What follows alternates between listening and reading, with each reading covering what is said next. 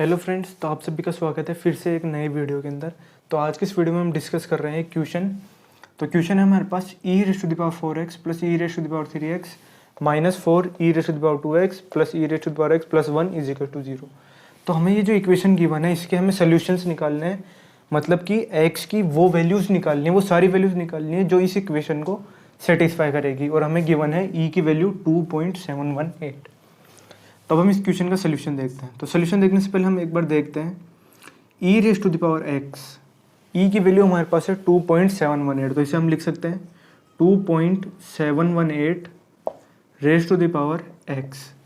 अब यहाँ पर हम इस टर्म को देखें कि यहाँ पर हमारे पास वैल्यू है 2.718 और ये जो वैल्यू है ये हमारे पास पॉजिटिव वैल्यू है, ये पॉजिटिव है, तो ये जो वैल्यू है ये पॉजिटिव है। और पॉजिटिव की पावर में अगर हम कुछ भी नंबर रखें, कोई भी रियल नंबर x जो हमारे पास है यहाँ पर एक रियल नंबर है, रेशनल प्लस इरेशनल कुछ भी हो सकता है ये, तो किसी भी पॉजिटिव नंबर की पावर में हम कोई भी नंबर रखें तो वो हमेशा पॉजिटिव ही आता है, ग्रेटर देन 0 आता है। और इसका हम कर्व भी देख सकते हैं, y is equal to e⁴x। अगर हम कर्व बनाएं तो वो कुछ इस तरह से बनता है, जहाँ पर ये जो पॉइंट होता है हमारे पास, इस पर y एक्सिस पर x की वैल्यू 0 आएगी, तो ये पॉइंट हो जाएगा हमारा 0,1। y एक्सिस है, y एक्सिस पर x की वैल्यू 0, x की वैल्यू यहाँ 0 पुट करेंगे तो e⁴0 की वैल्यू 1 आएगी, तो ये पॉइंट हो जाएगा 0,1। और इसे भी अगर आप ना देखें तो सिमिलरली सिंपल हम देख सकते हैं कि e⁴x है ये हमेशा पॉजिटिव होगा। अब आगे देखते हैं हम इसका सोल्यूशन। ये एक फैक्ट था जो इम्पोर्टेंट मैंने बता दिया। अब हम इस क्वेश्चन को सॉल्व करते हैं। हम क्या करते हैं, सब्स्टिट्यूशन यूज़ करते हैं। Let t is equals to e⁴x। e⁴x है यहाँ पर, इसे हम t मान लेते हैं। और अब हम देखिए इस इक्वेशन को एक बार वापस लिखते हैं। मैं लिख सकता हूँ e⁴x की पावर 4। एक बार मैं let t is equal to e⁴x को बाद में लिख दूंगा। एक बार हम इस इक्वेशन को इस तरह कन्वर्ट कर लेते हैं। मैं e⁴x को लिख सकता हूँ e⁴x की पावर 4 प्लस e⁴x की पावर 3 माइनस 4 e⁴x की power 2 plus e⁴x plus 1 is equal to 0। इस इक्वेशन को मैं इस तरह से भी लिख सकता हूँ, क्योंकि यहाँ पे जब हम ये ब्रैकेट ओपन करेंगे तो पावर मल्टीप्लाई हो जाएगी। ये पावर रूल ऑफ इंडिसेस से आता है हमारे पास। तो e⁴x को मैंने इस तरह लिख दिया, इसको इस तरह, और इन सबको ऐसे लिख दिया। अब हम यहाँ पे लिख देंगे लेट हम अज्यूम कर लेते हैं t एक टर्म मान लेते हैं, उसे हम लिख देते हैं e⁴x। ये जो e⁴x है इसके जगह हम t पुट कर देते हैं, तो यहाँ पर हमारे पास वैल्यू आ जाएगी t की पावर 4 प्लस t की power 3 minus 4t² plus t plus 1 is equal to 0। अब हमारी इक्वेशन इस फॉर्म में रिड्यूस हो गई। तो यहाँ पर हमें x की वैल्यू निकालनी थी, तो अब हम इसे सिंपली हम फैक्टराइज कर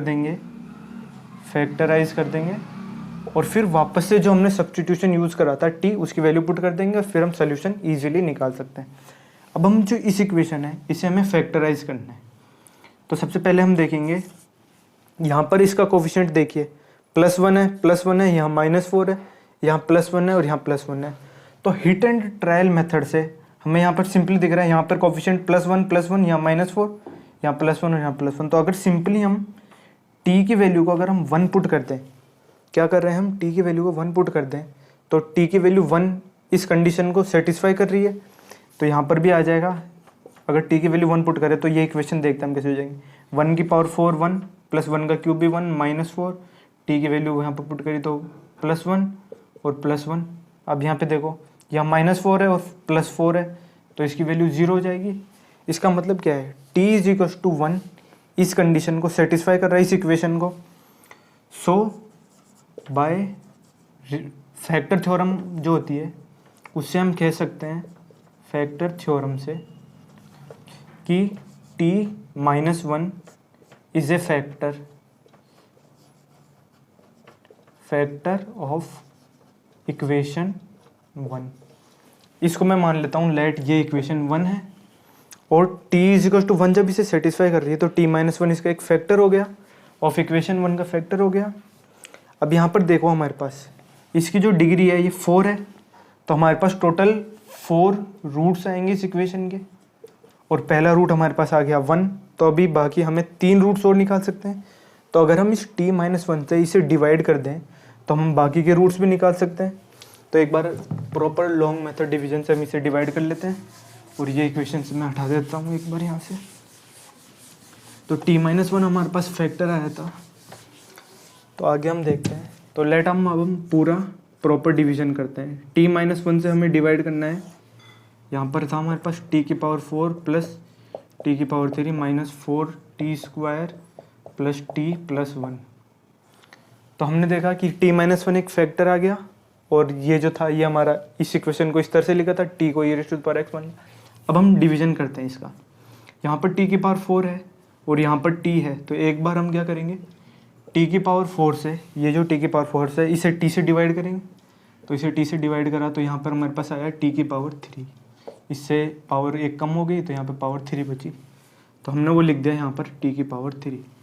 अब इस t⁻3 को, ये जो t⁻3 आया इसे हम इससे मल्टीप्लाई करेंगे। तो यहाँ पर हमारे पास आया t⁻4 और यहाँ पर माइनस t⁻3। अब क्या करना है, ये जो दोनों वैल्यूज आई इनके साइन चेंज कर देंगे। तो यहाँ पर ये नेगेटिव हो जाएगा और इसका साइन पॉजिटिव हो जाएगा। तो इस तरह से ये कैंसिल हो जाएगा और ये हो जाएगा 2t³ minus 4t² plus t+1। Similarly अब इसे हम t से डिवाइड करेंगे तो हमारे पास आ जाएगा प्लस का 2t² और 2t² को इससे मल्टीप्लाई करेंगे तो हमारे पास आ जाएगा 2t² और माइनस के अंदर 2t² माइनस का 2t²। सिमिलरली फिर वापस से साइन चेंज कर देंगे, माइनस का हो जाएगा, ये पॉजिटिव का हो जाएगा, तो इससे ये कैंसिल हो जाएगा और यहाँ पर आ जाएगा माइनस का 2t²। तो ये माइनस का 4t² और ये साइन चेंज हो गया तो ये माइनस से प्लस हो गया, तो minus 4t² plus 2t² minus 2t² हो गया प्लस t और +1। अब एक बार और वापस हम इसे t से डिवाइड करेंगे तो minus sign as it is और 2t आएगा, क्योंकि माइनस यहाँ पहले से लगा हुआ है।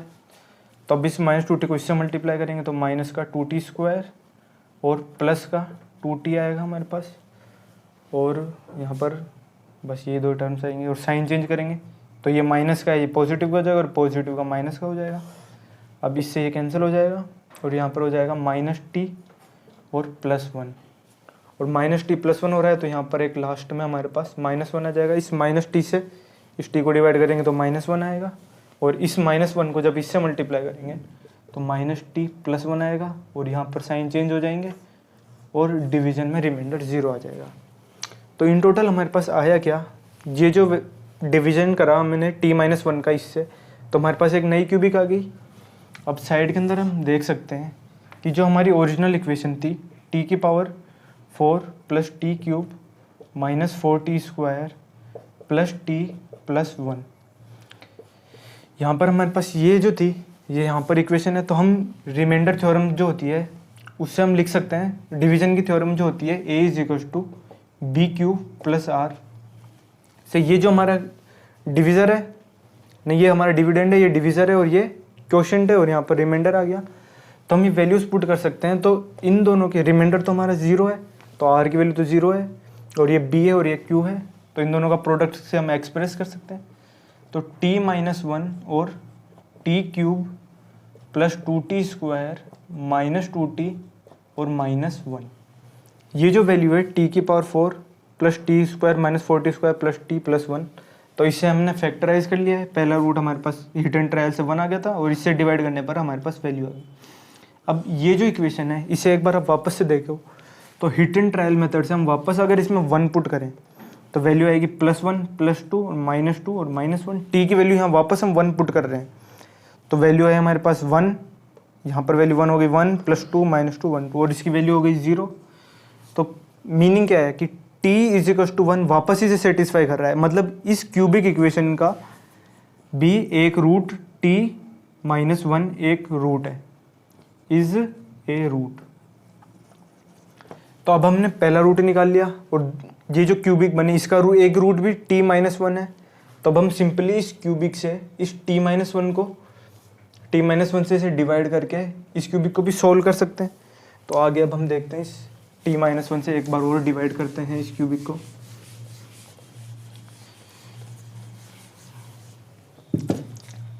वैसे क्वेश्चन ये देखने में छोटा है, लेकिन मैं इसे ज़्यादा डिटेल में एक्सप्लेन कर रहा हूँ।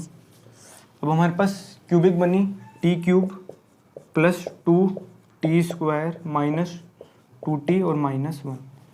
हमने सबसे पहले क्या करा, इसे इसमें कन्वर्ट करा, इसका एक फैक्टर आया t-1 और t-1 से जब हमने इसे डिवाइड करा तो ये क्यूबिक बनी। इस क्यूबिक का भी एक रूट आ रहा है t-1 और अब इस t-1 से इसे डिवाइड कर रहे हैं हम। तो अब देखते हैं यहाँ पर हमारे पास, तो हम यहाँ पे लिखेंगे पहले t² एक पावर कम, तो यहाँ पर t³ माइनस t² और साइन चेंज, ये माइनस ये पॉजिटिव, तो इससे कैंसिल हो गया और यहाँ पर बचा एक प्लस का 3t² और अब 3t² बचा, तो यहाँ पर हम लिखेंगे प्लस का 3t, इससे t की 1 डिग्री कम करी 3t और 3t को इससे मल्टीप्लाई करा, प्लस 3t² बचा ना यहाँ पर, तो माइनस पहले पूरा लिख देता हूँ मैं, -2t और -1।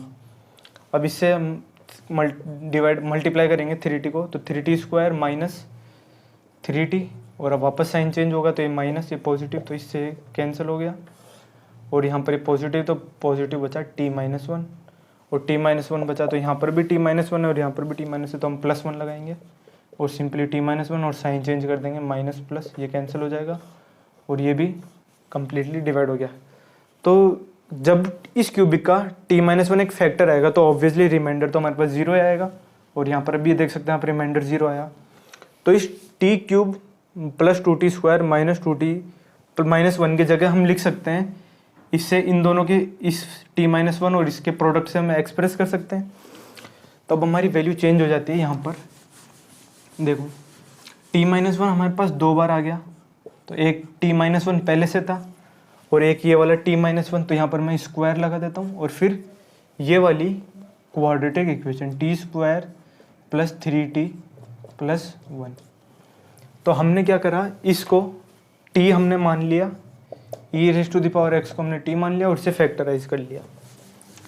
अब आगे देखते हैं, अब हम क्या करेंगे, देखो हमें क्या कर रहा था, इस इक्वेशन को 0 पुट करना था हमने, तो t-1 का होल स्क्वायर और t² plus 3t plus 1 is equal to 0। अब हमारी फाइनल में ये जो इक्वेशन थी ये फैक्टराइज होके इस फॉर्म में कन्वर्ट हो गई है। अब इसे हमें 0 करना है, तो इसमें हमें t की वैल्यू निकालनी है। अब तो इस टर्म में हमारे पास 2 टर्म्स आ रहे हैं, एक टर्म ये है एक टर्म ये है। तो हमारे पास अगर ये वैल्यू 0 आ रही है तो पहली कंडीशन बनती है या तो t-1 0 हो जाए, या तो ये वाला टर्म 0, ये पूरी टर्म, ये दोनों टर्म मिला के ये जो पूरी टर्म है ये 0 कब हो सकती है, जब या तो ये टर्म 0 हो जाए चाहे ये टर्म ही 0 हो जाए। तो पहला केस हम मान लेते हैं जब t-1 0 हो रही है और दूसरा केस मान लेते हैं जब ये जो t² प्लस 3t और ये +1 जब ये 0 हो रहा हो। तो अगर t-1 इज इक्वल टू 0 है तो t की वैल्यू हमारे पास आ गई 1 और t क्या था, हमने माना था e⁻x, इसमें e⁻x को t मान गए तो ये लिखा था, तो t की वैल्यू हम वापस रख देते हैं e⁻x इज इक्वल टू 1। अब e⁻x की वैल्यू 1 कब आएगी, यहाँ पर सिंपली हम देख सकते हैं when possible only when x is equal to 0। तो अगर सिंपली इसमें x की वैल्यू जब 0 होगी तभी ये पॉसिबल होगा। तो हमारा फर्स्ट इक्वेशन t-1 से 0 से हमारे पास सोल्यूशन आया x इज इक्वल टू 0, ये सोल्यूशन आ गया हमारे पास। अब इसका सोल्यूशन देखते हैं। यहाँ पर हम ये क्वाड्रेटिक इक्वेशन है, इसका डिस्क्रिमिनेंट निकालते हैं। इसको हमें 0 करना है तो इसका डिस्क्रिमिनेंट निकालते हैं। d क्या होता है, b² - 4ac होता है, रूट नहीं लगता उस पर, b² - 4ac, b की वैल्यू क्या है 3, तो b² हो गया हमारे पास b² - 4ac, तो 9 माइनस 4 टाइम्स a की वैल्यू 1 है और c की वैल्यू भी 1 है, तो ये हो गया हमारे पास 9 - 4, इसकी वैल्यू d की वैल्यू आ गई 5। तो इसमें हमारे पास जो t की वैल्यू आएगी उसमें हम क्वाड्रेटिक फार्मूला लगाएंगे। तो क्वाड्रेटिक फार्मूला था -b, तो -3 प्लस माइनस रूट में d बाय 2a, तो 2 और a की वैल्यू हमारे पास 1 है। तो इस क्वाड्रेटिक इक्वेशन के रूट हमारे पास ये आ गए। तो एक बार हम 2 रूट्स हैं तो एक बार पॉजिटिव साइन ले लेते हैं, एक बार नेगेटिव साइन लेते हैं। तो -3 माइनस √5 अपॉन 2 और t की वैल्यू है वो हमारे पास आई यहाँ से -3 प्लस √5 अपॉन 2। अब यहाँ पर हमारे पास एक चीज़ है वो हमें नोट करनी है कि जो हमने t माना था वो क्या था, e⁻x, और e⁻x है, ये ऑलवेज पॉजिटिव है, तो t भी हमेशा पॉजिटिव होगा। अब यहाँ पर देखो -3 यहाँ पर नेगेटिव है और -5 भी, -√5 भी नेगेटिव है, तो ये वैल्यू तो पूरी कंप्लीटली नेगेटिव हो गई, तो इसे हम तो ले ही नहीं सकते क्योंकि t तो हमारा पॉजिटिव आना चाहिए। और इसी रूट को भी अगर देखें तो -3 और √5 की वैल्यू जो होती है वो 2.25 इस तरह से कुछ होती है अप्रोक्स, पता नहीं मुझे, पर -3 साइन से, -3 से वो बड़ी होती है, तो ये जो वैल्यू होती है ये नेगेटिव आएगी, ये वैल्यू भी, क्योंकि यहाँ पर 3 बड़ा है और नेगेटिव का साइन है उसके साथ, और ये 2.25 समथिंग कुछ होती है, तो ये जो वैल्यू है ये भी हमारी नेगेटिव वैल्यू है, और t नेगेटिव हो ही नहीं सकता हमारा, तो t हमेशा पॉजिटिव है, तो इसको भी हम नहीं लेंगे। तो हमारी इस इक्वेशन का ओनली सोल्यूशन जो आया वो है x = 0, ही हमारा ओनली सोल्यूशन है, और यही हमारा आंसर है x = 0।